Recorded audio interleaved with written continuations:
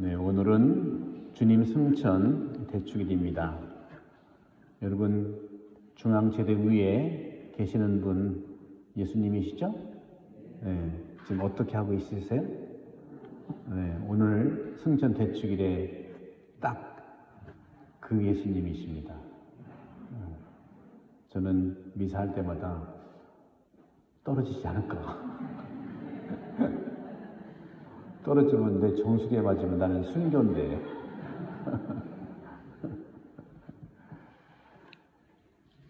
승천대축일은 신학적으로는 또 다른 사건이 아니고요. 부활의 완성입니다. 예수님께서 부활하신 다음에 모든 게 다 부활의 진화고 과정이고 완성을 향해 나가는 것이고, 이 부활의 완성이 종말에 다시 오시는 그날 완성되는 것이고, 천국이 완성되는 건데, 그 과정에서 부활의 진화, 부활의 여정이라고 보시면 됩니다. 그러면서도 이 승천의 의미가, 영적인 의미가 대단히 깊게 나타나죠. 승천은 말 그대로 승천이지만 주님이 떠나는 거 아니겠어요? 그죠? 떠나는 거다. 누가 떠나는데 기쁜 사람이 어디 있겠습니까? 그죠? 제가 1월 초쯤에, 그러니까 작년 말 1월 초쯤에 호주 시드니를 떠나야 되는 걸 교우들이 다 알기 때문에, 근데 점점 얼굴이 좋아지는 거예요. 그러니까 우리 교우들이 신부님은 우리 본당 떠나서 너무 좋아서 얼굴이 좋아지나, 그렇게 이제 생각을 하시는데, 또 재정부회장님이 하나 계셨는데, 루치오 씨라고, 그분이 꼭 집어서 신부님 그렇게 떠나는 게 좋으세요? 그러는데 아니 왜? 그러니까, 왜 그러세요? 그랬더니 얼굴이 너무 좋아지잖아요. 그래서 제가 그랬습니다. 떠나는데 좋아하는 사람이 어디 있겠습니까? 헤어지는 것은 너무 고통인데, 하지만 많은 교우들을 이렇게 돌보아야 되는데, 많이 정말 하나님 뜻대로 돌볼 수 있었으면 너무 좋았겠지만, 책임감이 너무 커서, 있는 그대로 얘기를 하면 책임감을 벗는 것은 참 가벼워진 것이다 하고 말씀드려요. 떠나는 거 기쁜 사람 없죠. 하지만 책임감에 대해서는 가벼울 수 있다는 있는 그대로 말씀드렸습니다. 프랑스 속담에 이런 말이 있어요. 떠난다는 것은 죽는 것이다. 그런데 조금 죽는 것이래요. 여러분들 떠난 경험들이 많지 않습니까? 그렇죠? 특히 사제 수도자는 주교님께서 또 원장수녀님이 이쪽으로 가라면 가고 저쪽으로 가라면 가잖아요. 떠남의 삶이었죠. 저도 이제 젊었을 때 한국을 떠난 적이 있죠. 로마로 공부하러 가라고 주교님이 말씀하셨을 때 설레기도 했지만 떠난다는 것이 잘 와닿지 않았어요.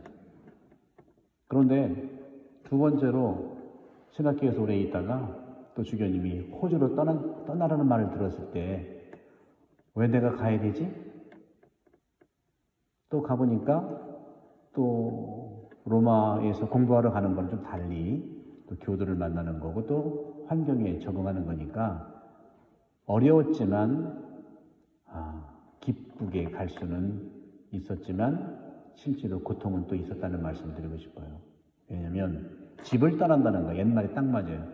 집 떠나면 고생이다. 여러분 집 떠나지 마세요. 집 나가면 고생이다. 또 공동체를 떠난다는 것도 그렇죠. 또 여러분들이 정말 기억의 장소를 떠난다는 것도 그런 의미가 될 수 있겠죠. 옛날에는요, 유학을 보낼 때 시골에서는 뭐 큰 도시로, 도시 대전 이런 데서는 또 서울로 이렇게 유학을 보내는데, 부모님들은 자녀의 그러한 앞날을 위해서 어렸을 때 공부를 보내잖아요. 그런데 꼬마가 초등학교를 졸업한 다음에 중학교 때 서울로 보내는데 그렇게 욕을 하는 거예요. 부모님 나 떠나가지고 잘 먹고 잘 살 거냐. 그러면서 막 울면서 떠나는 걸 볼 수 있었어요. 특히 자녀들과 젊은이들에게 떠난다는 그 경험 자체는 정말 무언가가 내 안에서 죽는다는 체험을 하게 되는 거예요. 이것은 이제 좀 시민적으로 얘기하면 상실감이라고 하는 거예요. 상실감. 상실감은요, 인간이 갖는 최고의 고통입니다. 떨어져 나간다는 것. 특히 핏덩이가 떨어져 나갈 때 아직도 부모의 돌봄을 받아야 되는데 다른 큰 목적을 위해서 떠난다는 것. 내 안에서 죽는 거라는 체험을 실제로 하는 거죠. 많은 분들이 또 우리나라는 여러 가지 역사적인 이유로 실향민들도 계시고 또 이 태어나신 분도 있지만 또 다른 곳에서 이곳을 향해 오신 분도 계시고 떠난다는 것은 이렇게 극심한 고통을 수반합니다. 여러 가지 이유로 왔지만 떠남 자체는 고통을 받는 거예요. 하지만 우리는 이러한 단절감, 이러한 죽음 체험 없이 우리는 새로 태어날 수 없습니다. 힘들지만 고통을 딛고 떠날 때 내가 새로워진다는 거예요. 예수님도 그런 차원에서 이 세상에서 제자들을 뽑고 하느님 뜻대로 살다가 부활한 다음에 어쩌면 십자가에 못 박히는 그 고통과 영적인 고통은 이 세상을 두고 떠나는 이 승천길이라고 저는 느껴요.